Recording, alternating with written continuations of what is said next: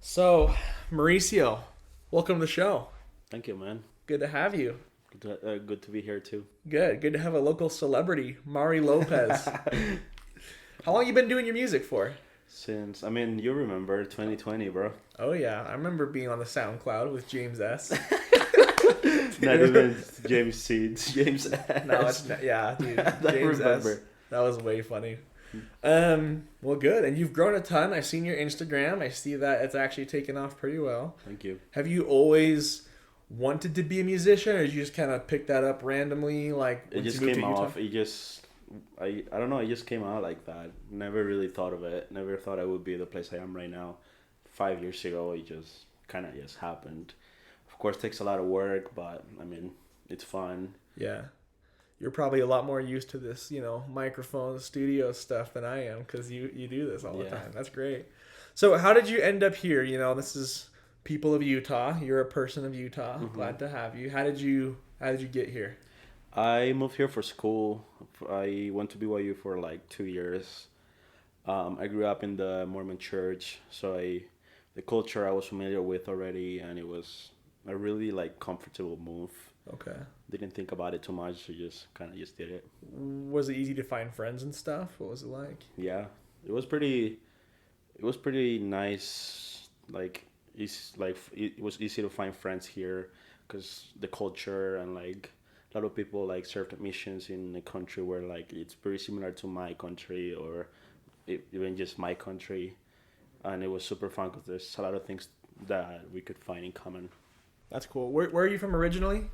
From Peru. Peru. And didn't you live like in Argentina for a little bit too? I lived there my childhood. I don't remember like life before Argentina. Like my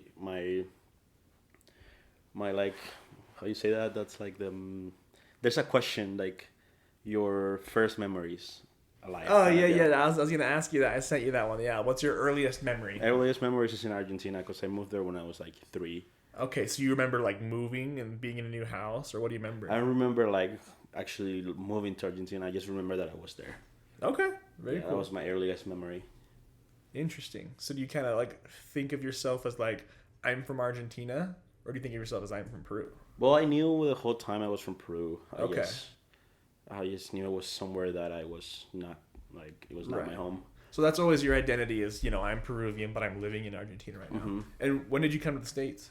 When I was 15, 15, yeah. and that was in New York. New York, yeah. What part of New York? New Rochelle. New Rochelle. Okay, so that's pretty close to downtown, right? Hmm. Yeah, It's like 40 minutes away, maybe. that's so nice, dude. Love New Rochelle. That Mhm. one time we went, bro, with That you was and me, so fun. Ridge. Bro, okay, I actually love telling that story because remember the drive home? Uh-huh. What happened, bro? Yeah. Okay, so this was that 2020 we went? Or what? 2021 or 'Cause- 2020. I don't remember. I think it was 2021. Yeah, like But- early. It was still like, COVID and like flights were way cheap, and we found those flights like, bro, round trip, less than $100 a person. Let's do Yeah. it. So we drove my 2000 Toyota Camry with an oil leak to Las Vegas. Flew out there. Do you remember I lost my wallet too? Yeah, On the way back. You guys, yeah. So I want to tell this because I didn't know if I was gonna make it back in time, and you guys just standing there waiting for me. Like, you gonna make it through security? And didn't have my ID. It was kind of funny. So what they did was they like pulled me aside and made me like keep my hands out of my pockets and like look at them. Like, okay, there's cameras watching you. Just look at me while I ask you these questions. You can't look around. You can't put your hands in your pockets. Like, so what's your address in Utah? I told my address. They're like, okay, and like, when was that house purchased? And like, what are 3 phone numbers tied to that house? And what's the nearest school to that house? What's the nearest church to that house? Like, ask me all these questions, and I answered all of them. They're like, okay, you're good to go. And they let me get in the plane. But then on the way back, bro, I don't know, it was like 2 a.m., 3 a.m. I switch out driving with Ridge. I don't know if you were asleep the whole time, but I was sorta.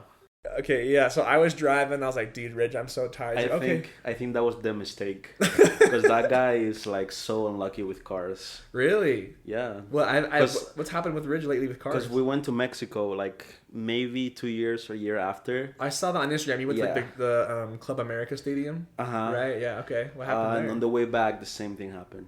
We were Seriously? stranded for like same amount of time. It wasn't that far, but it was like a couple hours away.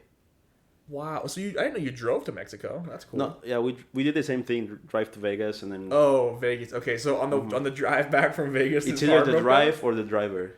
So I don't know. I don't want to say it's rich. Don't go on a But road like, trip with Ridge Leach around Las Vegas, bro. yes, Bad things happen. because So I, mhm. I was gonna say for me, what happened was like I switched out with him, and I was like asleep in the passenger seat. He woke me up like, "Bro, your car is being weird." I'm like, "Oh crap, pull over." And there was like an exit, so he pulls over up to this red light, and then the car like completely like dies, like won't turn on nothing. And then we get out the car, and a cop drives by. I'm like, "Oh, perfect." Cop helps us push it to the gas station, right?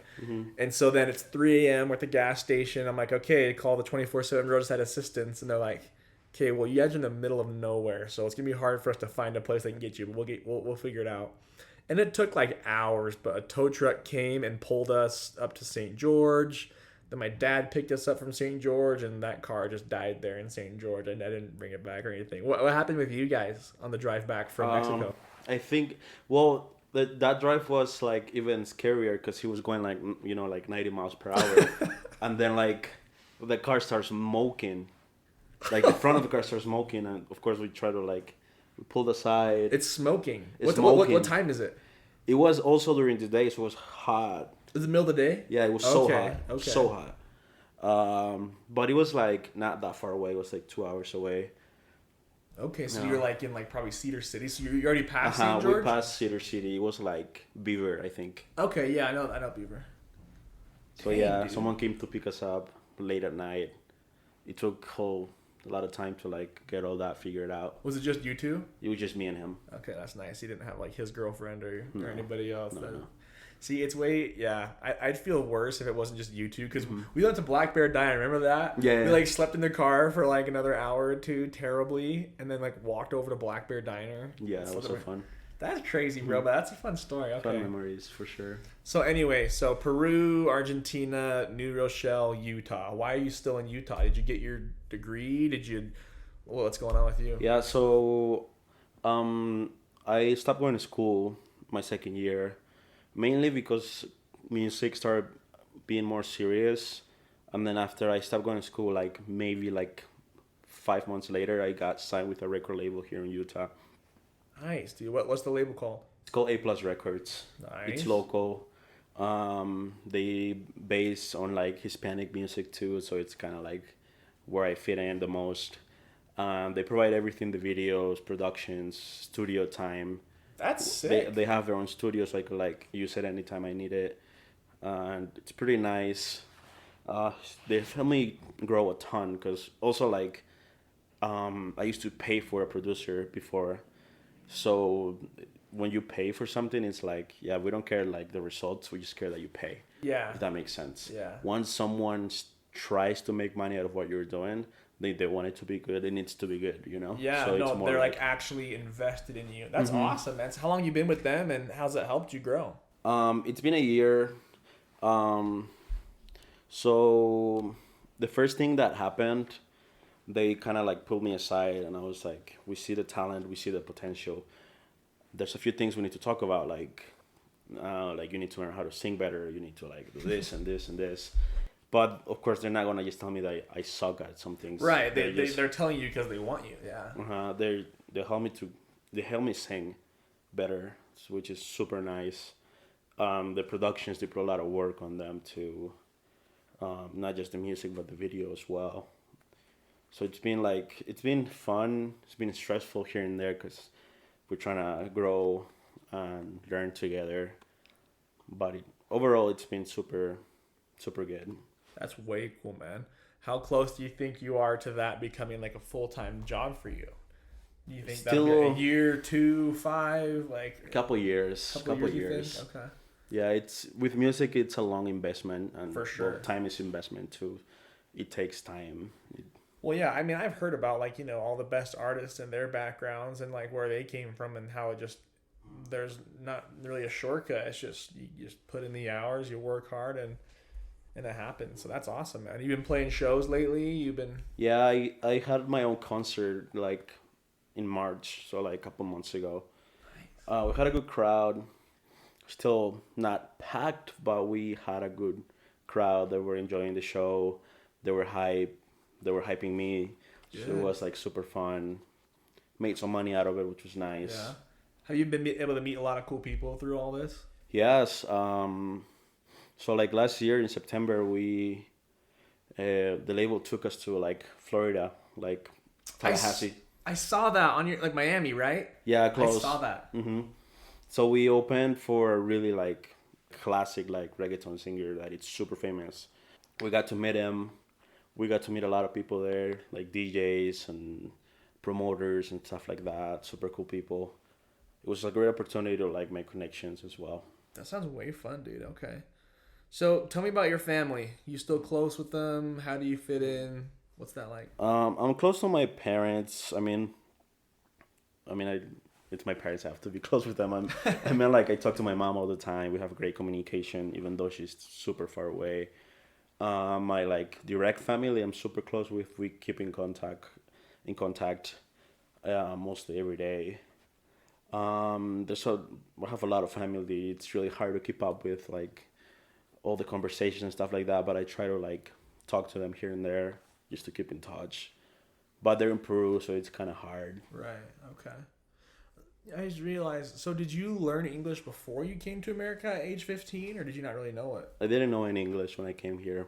That's gotta be tough because you're just getting thrown into high school and you don't know English. Yeah, I got thrown into high school with no English. It was super hard. I've just took some time. Just like being thrown into it, just kind of made me learn it.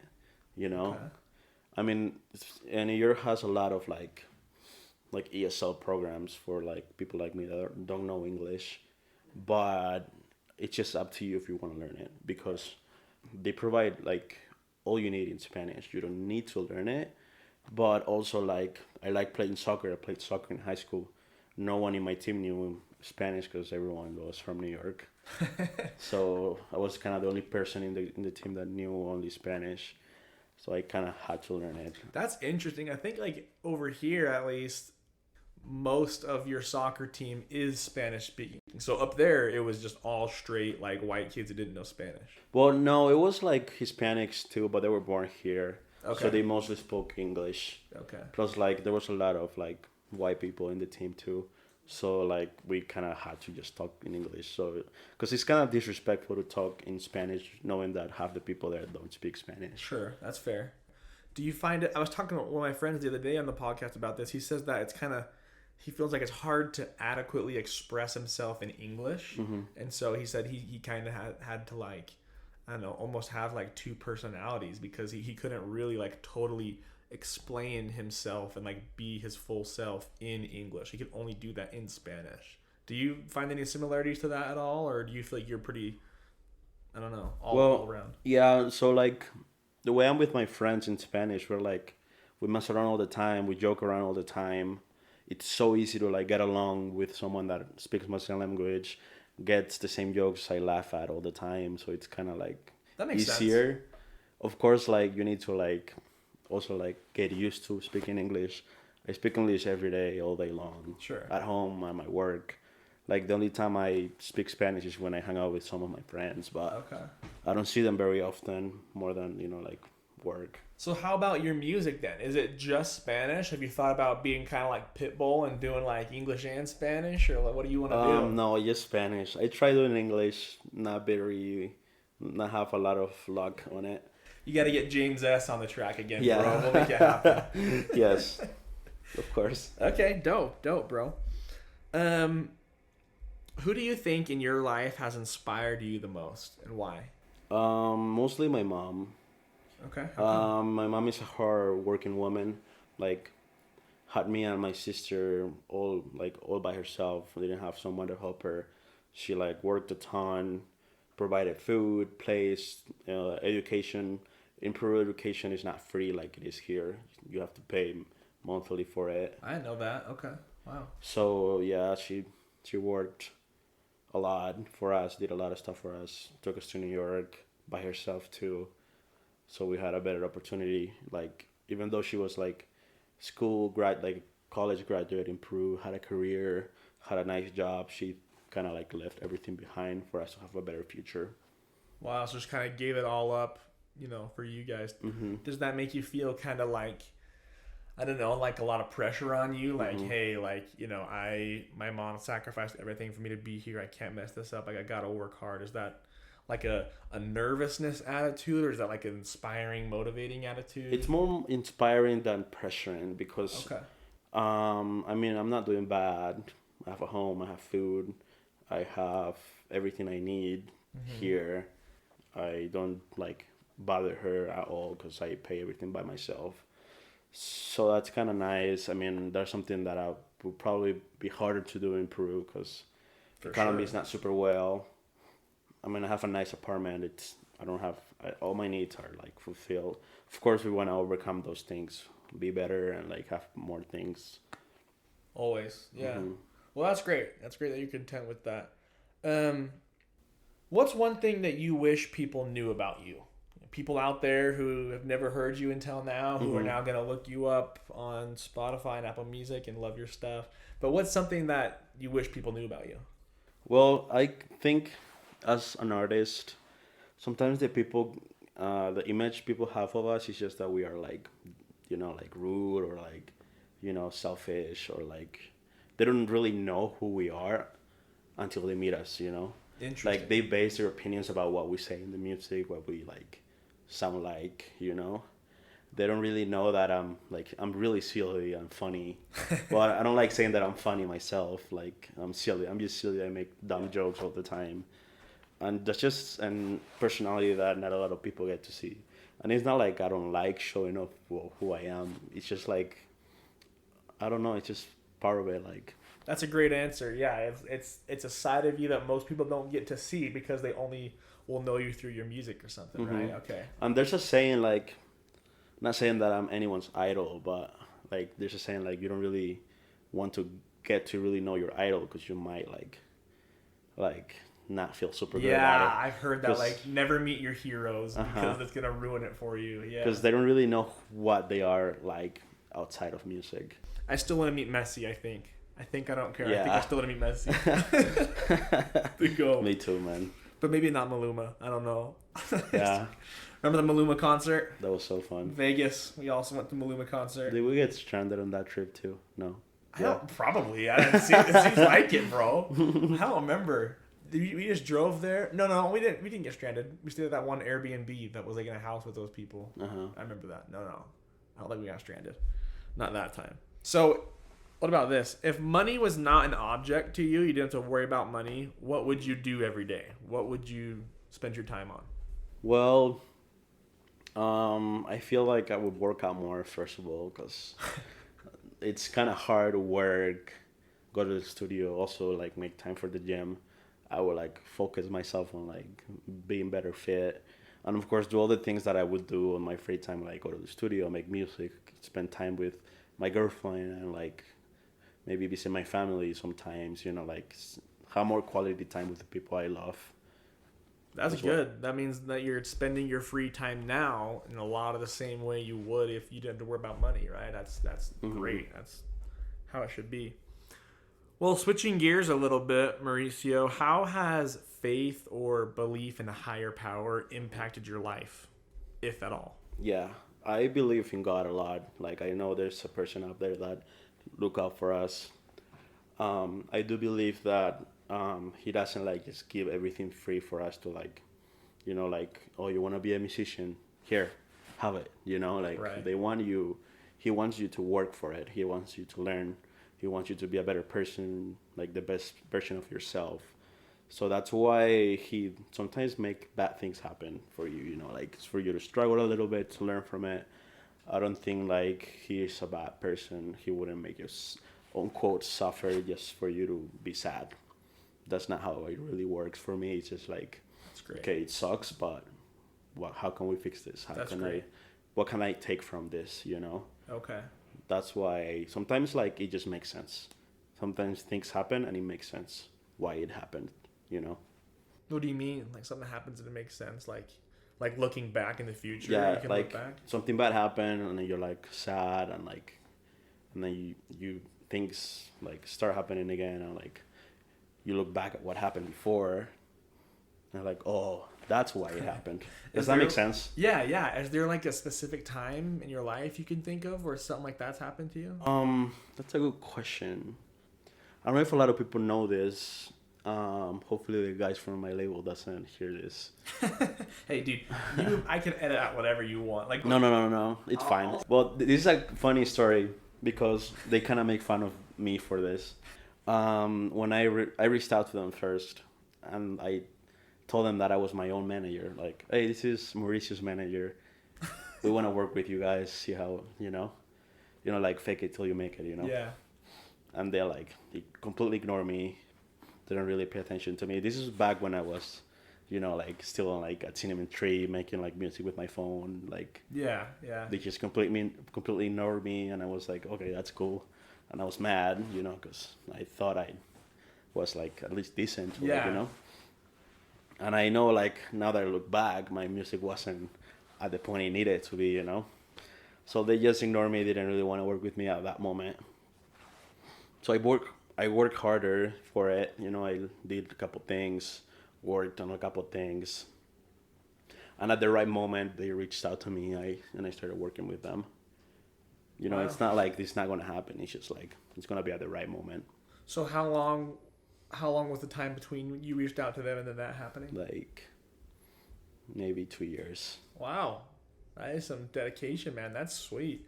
Well, it's also nice to be able to look back and notice that growth, with anything in life. To be able to look back and be like, wow, like I am way better at this or that, and I'm a way better person. So to look at that in your music, right, for example, to look back and be like, wow, no wonder they didn't like what I sent to them 3 years ago. It was cringe. They didn't like James S, bro. That was funny. That's great. Okay.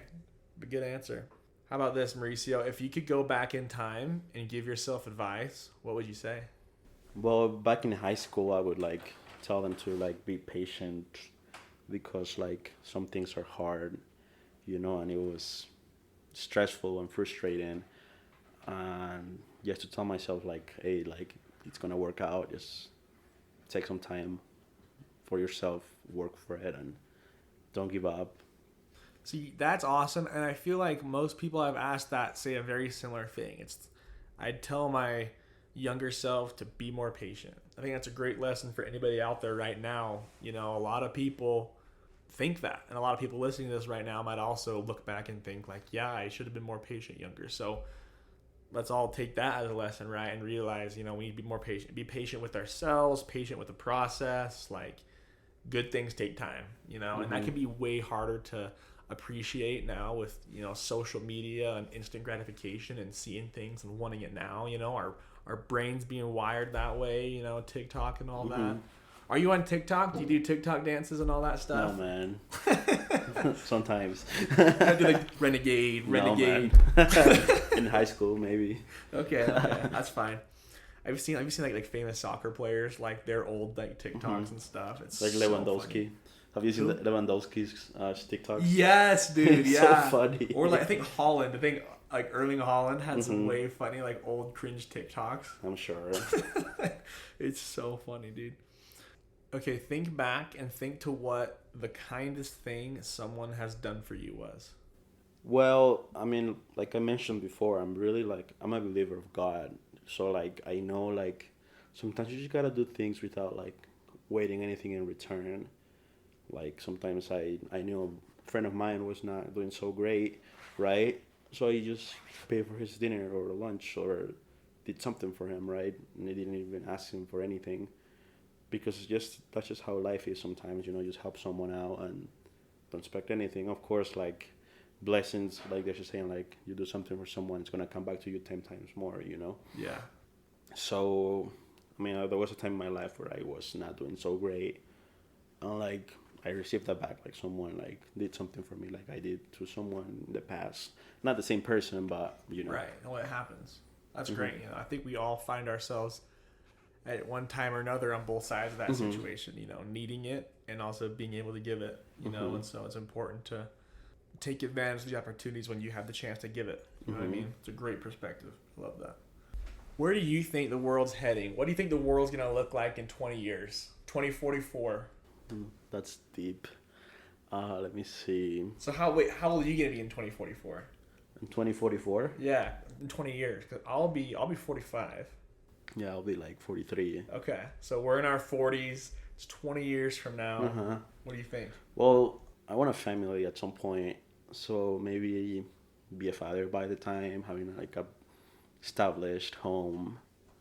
That's kind of like one of the goals I have for myself. Same. No, I definitely want a family and be more established and stuff. What do you think?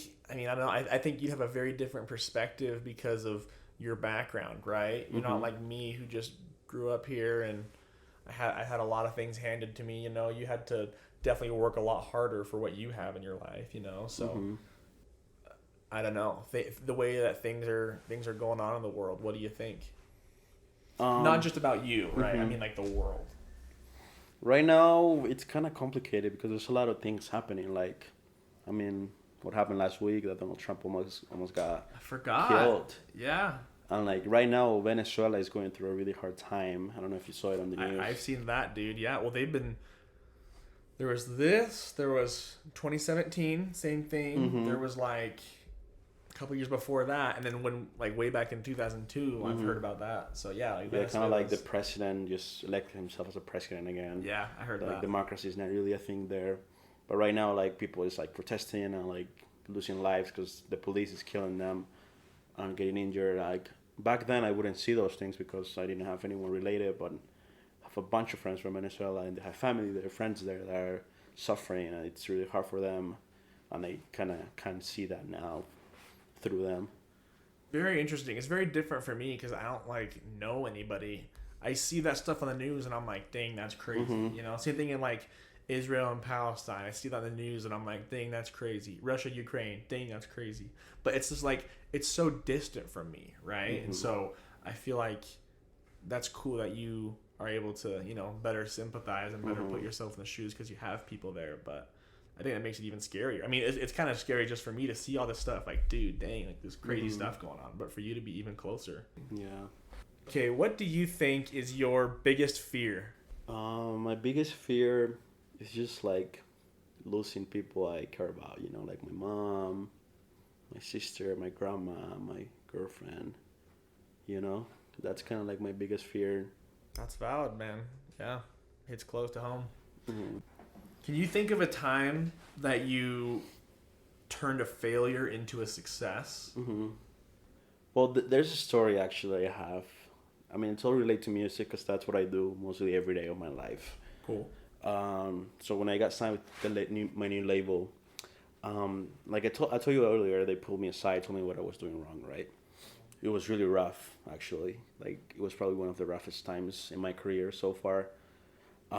This guy pulls me aside and goes, we're going to review what you've done so far. We're going to take a look. And, like, at that point in my life, I was like, oh, what I do, it's good, Sometimes when you start, like, you don't really hear yourself from, like, the outside. Yeah. Like, a friend is not going to tell you you're not doing good. You need an outside perspective to really tell you how it is. Because, like, until then, I didn't really have an outside perspective. Yeah. All my friends were like, oh, you're great. Yeah. Because they're just being nice, like, totally. It's normal. And then starts listening to my music, and I'm like, oh, you know what, might be not good enough. While he was playing it. And, like, he's telling me, like, first, you're like, whoever's doing the work for you, like the mixing and mastering, all that sucks. Was it you doing it, or was it someone you're paying? No, he's paying someone. Okay. She's not doing. Looks like he doesn't care about you, because this is like bad. Was this before you got signed or after they signed you? This is like a couple days before they signed me. Okay. Wow. She was like, yeah, no, this guy doesn't care about your music at all. You don't know how to sing. You don't know how to, like, you don't have, like, a couple things. And it just got me so mad. Like, I was almost in tears when he told me that. Did you think about quitting music after being told all this? You're like... I don't know, but when I'm mad, I work my hardest and I work best. That's good. So I went back to the studio. I told them I needed some alone time. And they, like... It was two people, two of the owners, because there's three of them. They come outside, they talk to each other for like an hour or two. and then they just let me work by myself. And when they came back, I had something ready, and they really liked it. That's way cool. So what did you do in those 2 hours? You wrote a song, you sang it, did you like edit it with the mixing and mashing stuff? I didn't do that. I just wrote something, like melodies, and then I wrote over it, and they really liked it because it sounds fresh, sounds natural, Nice. sounds better than I did before, you know. Yeah. At that point, I think that was what got me signed, because they were like thinking of it, not really like for sure gonna do it, but yeah, that's kind of like that was like a turning point in my life. Bro, you're gonna tell this story on like a much fancier show someday with cameras, and you're in Hollywood. You're gonna tell that exact story again another day. That's awesome. I'm gonna tell it to what's his name, that New York guy. The New York guy? Yeah, the one, Jimmy Fallon. Jimmy Fallon. I'm gonna tell it to Yeah. Jimmy Fallon one day. Okay. We gotta tag him, bro. Jimmy Fallon. Yeah. Well, and they have like on Jimmy Fallon, they always have like a musical guest and stuff, bro. Mhm. Maybe you'll do that someday. That'd be super That's a fun. good story. You're gonna tell that, dude. I love that. Well, in closing, Mauricio, I want to know these two things. What do you hope to accomplish in your life, and what impact do you want to leave on others before you die? Not just in music, but just in general, Mhm. like as a person. As a person, I just wanna like be an example for others. You know, like maybe just to like a future kid that I would have. Like tell them like my dad is amazing. Like he treats mom great. That's how like be a good parent. You know, like a good example. I mean, if music takes off, be example for other people as well. You know, I always try to like stay away from problems. Like I know politics is important for some people. I stay away from politics, religion. Like I have my opinion. I just don't like sharing it. You know? Right. I feel you. Yeah, it can get contentious. It can Mhm. get So sucked into a hole. Yeah. Try to avoid arguments and stuff like that. Totally. We need a lot more of that, bro. We need a lot more attitudes like that, I feel like. Yeah. Very cool. Okay. Well, Mauricio, appreciate having you on the show. Thank you for inviting me. Thanks for being a person of Utah. Stick around as long as you like. We love you here in Utah. You're probably going to get too big for us someday, but glad you're here. Appreciate it. Take it easy.